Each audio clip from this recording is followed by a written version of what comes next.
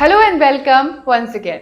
मान लीजिए कि आप एक कंपनी के ओनर हैं और रात में अपना ऑफिस बंद करके इस ख्याल में घर जा रही हैं कि सुबह उठकर आपको कई ईमेल्स करनी है, सोशल मीडिया पोस्ट करनी है, रिपोर्ट तैयार करनी है और नए क्लाइंट्स की लिस्ट भी बनानी है। यही सोचते हुए आप सो गए। सुबह उठकर आपने देखा कि 100 कस्टमर्स के ईमेल्स का रिप्लाई हो चुका है, सोशल मीडिया पोस्ट पब्लिश हो चुकी है, मार्केट रिपोर्ट तैयार है और नए क्लाइंट्स की लिस्ट भी बन चुकी है। ये सब हो गया है, लेकिन अब आप सोच रही हैं कि ऑफिस में तो किसी एम्प्लॉय ने ओवर टाइम किया ही नहीं। ये हुआ कैसे? इसके जवाब से पहले आप एक और चीज इमेजिन करिए। अगले दिन आपने अपने कंप्यूटर से कहा कि मुझे अगले हफ्ते दुबई की ट्रिप प्लान करनी है। अब आपके कंप्यूटर ने खुद फ्लाइट सर्च की, होटल्स के प्राइस कंपेयर किए, वीजा रिक्वायरमेंट्स चेक किए और आपके कैलेंडर के हिसाब से डेट सिलेक्ट करके आपको पूरा प्लान बनाकर दे दिया। हैरानी की बात तो ये है कि आपने अपने कंप्यूटर को ये सब करने के लिए कहा ही नहीं था। आपने तो सिर्फ इतना ही कहा था कि अगले हफ्ते दुबई की ट्रिप प्लान करनी है, लेकिन करते कैसे हैं ये तो बोला ही नहीं था। तो अब आप सोच रहे हैं कि आपकी इमेजिनेशन कोई साइंस फिक्शन फिल्म तो नहीं, या ये सच है। दरअसल ये एआई एजेंट्स की दुनिया है। हमने एआई चैटबॉट का नाम तो सुना है, बल्कि यूज भी किया या कर भी रहे हैं, जैसे ओपन एआई। लेकिन एआई चैटबॉट तो अब कल की बात हो गई। अब तो तैयारी है एजेनेटिक एआई की, या कहें एआई एजेंट्स की। तो अब ये एआई एजेंट्स क्या है? दुनिया भर के एक्सपर्ट्स का कहना है कि जो कंपनीज जनरेटिव एआई यानी चैटजीपीटी, क्लॉड जैसे चैटबॉट का यूज कर रही हैं, उनमें से लगभग 50% कंपनीज कुछ ही वक्त में एजेनेटिक एआई के पायलट प्रोजेक्ट लॉन्च कर चुकी होंगी। अब यहाँ ये जान लेते हैं कि जनरेटिव एआई और एजेनेटिक एआई में डिफरेंस क्या है। दरअसल जनरेटिव एआई वो एआई चैटबॉट हैं जहां हम सवाल पूछते हैं और एआई जवाब देता है। हम कमांड देते हैं और फिर एआई कंटेंट जनरेट करता है, जैसे चैटजीपीटी से ईमेल लिखवाना या इमेज बनवाना। लेकिन एजेनेटिक एआई यानी एआई एजेंट सिर्फ जवाब नहीं देता, बल्कि खुद एक्शंस भी लेता है। मल्टीपल स्टेप्स वाले काम इंडिपेंडेंटली कर सकता है। इन्हें ह्यूमन सुपरविजन बहुत कम चाहिए होता है, लेकिन ये एआई एजेंट ऐसे काम नहीं करते। इनके लिए चाहिए सुपर कंप्यूटर। हाल ही में अमेरिकन टेक कंपनी एनवीडिया ने नए सुपर कंप्यूटर्स या कहे एआई कंप्यूटर्स लॉन्च करने की अनाउंसमेंट की।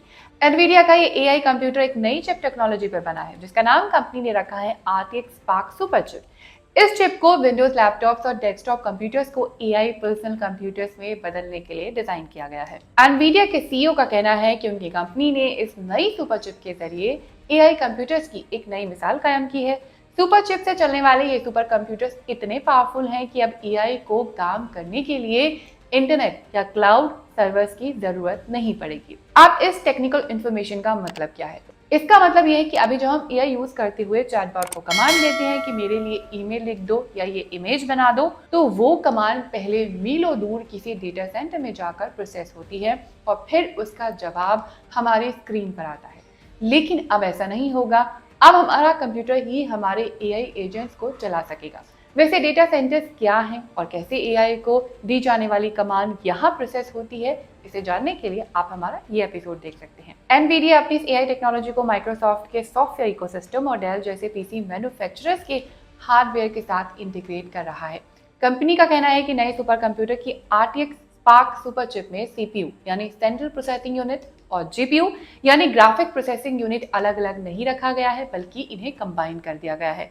अब डेटा बार बार सीपीयू और जीपीयू के बीच स्विच नहीं करेगा। इसलिए एनवीडिया का कहना है कि उनकी RTX spark super chip AI models को और तेज और एफिशिएंट बना देगी और यूजर्स के लिए जिंदगी और आसान हो जाएगी। हमें इन सुपर कंप्यूटर्स को सिर्फ एक कमांड देनी होगी और वो बाकी काम खुद ब खुद कर देगा। जैसे कि हमने एआई को बोला कि क्लाइंट्स के साथ मेरी एक मीटिंग होने वाली है, उसके लिए एक ईमेल लिख दो, तो एआई एजेंट न सिर्फ खुद ईमेल लिख देगा, बल्कि सभी क्लाइंट्स को मेल भी कर देगा, मीटिंग स्केड्यूल भी कर देगा, मीटिंग के लिए रिपोर्ट तैयार कर देगा, डेटा एनालाइज करेगा।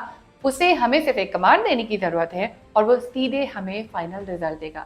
यानी एआई अब सिर्फ हमारे सवालों का जवाब नहीं सोच रहा है, बल्कि वो खुद एक्शन भी ले रहा है। अब हमें कई टैब्स खोलकर डेटा खंगालने की जरूरत ही नहीं पड़ेगी, एआई एजेंट खुद ही ये काम कर देगा। ये सब इन्फॉर्मेशन जानने के बाद कि एआई एजेंट हमारे लिए इस तरह काम करेंगे, ये सुनने में तो बेहद एक्साइटिंग और पावरफुल लग रहा है। लेकिन कहते हैं कि every solution brings a new set of challenges, यानी हर समाधान अपने साथ नई चुनौतियां लेकर भी आता है, और एआई एजेंट के साथ भी ऐसा ही है।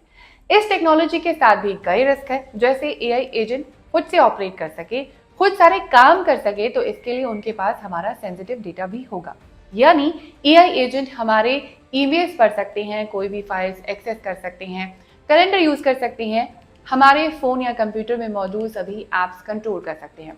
ऐसे में अगर एआई एजेंट को कोई मैनिपुलेट कर ले तो हमारी पर्सनल इंफॉर्मेशन एक्सपोज हो सकती है। हैकर्स जानबूझकर किसी भी ईमेल या वेबसाइट पर ऐसे इंस्ट्रक्शन डाल सकते हैं जिससे हमारे साथ एक बड़ा स्कैम हो सकता है। दूसरा, एआई एजेंट खुद भी गलत फैसला ले सकते हैं। जैसे हमने एआई एजेंट को मीटिंग स्केड्यूल करने के लिए कहा, लेकिन उसने गलत पर्सन को हमारा कॉन्फिडेंशियल डॉक्यूमेंट भेज दिया या फिर हमारा डेटा ही डिलीट कर दिया। पॉकेटओएस नाम की कंपनी के साथ एक ऐसा केस हुआ भी है। ये एक सॉफ्टवेयर कंपनी है जो कार रेंटल बिजनेस को सॉफ्टवेयर प्रोवाइड करती है। अब कंपनी ने अपनी एआई एजेंट को एक रूटीन टेक्निकल टास्क दिया। काम करते वक्त एआई को एक प्रॉब्लम नजर आई तो एआई ने ह्यूमन कमांड लेने की बजाय खुद ही प्रॉब्लम का सॉल्यूशन ढूंढने की कोशिश की और इसी कोशिश में सिर्फ 9 सेकंड में कंपनी का डेटाबेस और बैकअप डिलीट कर दिया। तो एआई एजेंट का ये भी रिस्क है। हालांकि एनवीडिया ने अपनी अनाउंसमेंट में कहा कि वो एआई एजेंट के प्राइवेसी रिस्क से बचने के लिए हर मुमकिन कोशिश कर रही है। एआई एजेंट की मॉनिटरिंग के लिए लगातार काम किया जा रहा है, लेकिन जाहिर है एआई एजेंट को इतना एफिशिएंट बनाने के लिए एक बड़े खर्च की भी जरूरत है।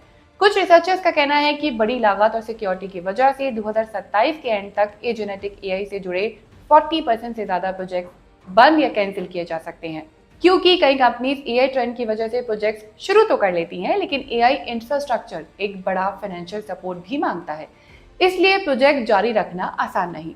खैर, इन सबके बीच सबसे बड़ा सवाल ये नहीं कि एआई एजेंट कितना इंटेलिजेंट होगा, सबसे बड़ा सवाल तो ये है कि हम एआई एजेंट्स को कितनी अथॉरिटी देने के लिए तैयार हैं। जिस दिन एआई हमारे पर्सनल कंप्यूटर पर सिर्फ सवालों के जवाब देना छोड़कर हमारी तरफ से एक्शंस लेना भी शुरू कर देगा, उस दिन कन्वीनियंस और कंट्रोल के बीच की लाइन धुंधली हो जाएगी।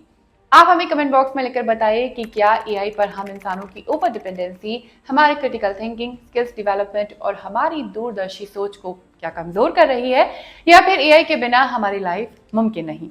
अपनी राय कमेंट बॉक्स में जरूर दीजिएगा। वीडियो लाइक करिए, शेयर करिए और हमें सपोर्ट करने के लिए ज्वाइन बटन भी प्रेस कीजिए, क्योंकि आपका सपोर्ट ही हमारा कॉन्फिडेंस है।